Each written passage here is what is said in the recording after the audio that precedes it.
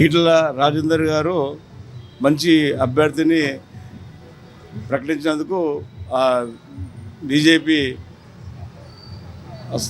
పెద్ద మనుషులకు మా యొక్క ధన్యవాదములు. ఎందుకంటే మనము మోసపోయినాము. గత 75 ఏళ్ళ సంది చూస్తుంటే ఒక కులానికి ఒక రకంగా, ఒక కులం ఒక రకంగా, హిందువుల డబ్బులు తీసుకుపోయి ప్రభుత్వం నడిపిస్తారు. మాకు బాధాకరమైన అదే దర్గాలో ఉన్న అమౌంట్ ఏమో వాళ్ళకే చెందుతుందని చెప్పేసి చెప్పడము, జీవో ఉందని చెప్పేసి, అదే క్రిస్టియన్స్ చర్చిలో ఉన్న అమౌంట్ కూడా వాళ్ళకే చెందుతుంది. ఇది ఓన్లీ హిందువుల అమౌంట్ ప్రభుత్వంకి చెందాలని చెప్పేసి జీవో అన్నాడు నెహ్రూ ప్రభుత్వం తీసింది. అది చాలా బాధాకరమైన విషయం. అది హిందువుల ఉసురు కంపల్సరీ వాళ్ళకు తగులుతుందని చెప్పేసి నేను అనుకుంటున్నాను.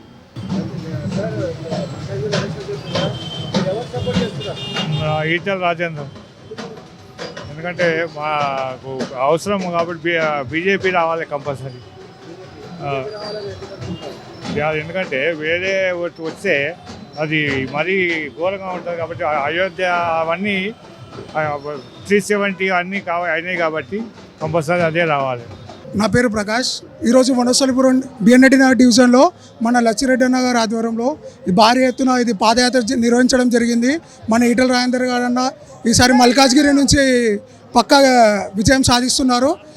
ఈసారి నరేంద్ర మోడీ గారు మూడోసారి పక్కా ప్రధానమంత్రి గారు మరొకసారి అవ్వబోతున్నారు. ఆయన చేసిన అభివృద్ధి పనులే ఆయనకి మరీ మూడోసారి పట్టం కడుతుంది. అందుకు ఈరోజు మేము మద్దతుగా ఆయనకి పాదయాత్ర నిర్వహించడం జరుగుతుంది బిఎన్రెడ్డి వరకు. జై శ్రీరామ్, జై ఈటల, జై నరేంద్ర మోడీ. నేను బీజేపీకే ఇస్తానండి. ఎందుకంటే ఇప్పుడు మనకు 10 ఏళ్ల నుంచి చూస్తే ఒక ఎత్తు, మళ్ళీ 35 ఏళ్ళు పాలించిన కాంగ్రెస్కి ఒక ఎత్తు అన్న. ఇప్పుడు మనకు హిందువులకి ఒక ఆదర్శం అంటే మోడీ. ఎందుకంటే ఇంతకుముందు మనకు ముస్లిమ్స్కి మనం ఓల్డ్ సిటీలో చూసుకుంటే కర్ఫ్యూలు కానీ ఏవి కానీ బహిరంగంగా ఉండేవి. మనం వెళ్ళాలంటే మనలాంటి తెలుగు పిల్లలు చాలా వరకు భయపడేవాళ్ళు. ఇప్పుడు నిర్భయంగా తిరగగలుగుతున్నామన్న. ఇప్పుడు మొన్న ఓఏసీ నాకు ప్రాణహాని ఉందని చెప్పేసి చెప్పడం, ఆయన ఆ నోట్లో నుంచి రావడం ఫస్ట్ టైం. ఎందుకు? అక్కడ మోడీని చూసే భయం. అట్లాంటిది మనం అంత స్వచ్ఛందంగా తిరగగలుగుతున్నామంటే కేవలం మోడీ అన్న. మోడీ ఇంకో 10 ఏళ్ళు ఉంటే మనం ఇంకా ఇండియాని 250 అంటే 2050కి మనం 2028లోనే చూడవచ్చు. ఇంకో 25 ఇయర్స్ ముందు అడ్వాన్స్డ్గా ఉంటాం. అందుకోసం ఆయన సపోర్ట్ చేస్తున్నాను. నమస్తే, నా పేరు శరత్ అండి. నా పేరు ఈరోజు నేను కాకుండా ఈ మొత్తం డివిజన్ కానీ, ఈరోజు ఎల్బీనగర్ కాన్స్టిట్యున్సీ కానీ, ఈరోజు దేశం మొత్తం కూడా మోడీ గారు వైపే చూస్తుంది సార్. ఎందుకంటే మోడీ గారు ఏదైతే మేనిఫెస్టోలో పెట్టారో, ఏదైతే 370 ఆర్టికల్ కానివ్వండి, లేదా రామజన్మభూమి కానివ్వండి, లేదా ఇవాళ ఇన్ఫ్రాస్ట్రక్చర్ డెవలప్మెంట్ చూడండి. ఇవాళ ఏ కంట్రీ ఏ స్టేట్కి పోయినా కూడా ఇవాళ రోడ్లు కానీ ఇన్ఫ్రా కానీ ఇంత బాగా డెవలప్ అయిందంటే, ఇవాళ ప్రతి ఒక్క పబ్లిక్ కూడా వాళ్ళు ఏమంటారు అంటే మేము మోడీ గారు తప్ప మాకు వేరే వాళ్ళకు మేము ఓటు వేయమని చెప్పి కంటపదంగా చెప్తున్నారు ఇవాళ. అన్న, ఈ విషయంలో ఆయన గురించి పర్టికులర్గా మోడీ గారి కోసం 11వ తారీఖు ఓటు వేయడానికి అమెరికా నుంచి మా ఫ్రెండ్ ఈరోజు పొద్దున ఫోన్ చేశాడు వేణాని. ఆయన గురించి ఓటు వేయడం కోసం ఆ రోజు పొద్దున్న తీస్తున్నాడు. ఫ్లైట్ కూడా అడ్వాన్స్ బుక్ చేసి, కానీ ఎలక్షన్ రోజుకి మళ్ళీ మార్చుకొని ఎక్స్ట్రా డబ్బులు పే చేసి కూడా ఓటింగ్ ఎట్లా ఆయనకి వేయాలి, ఆయన ఇక్కడే ఓటు ఉందన్నమాట.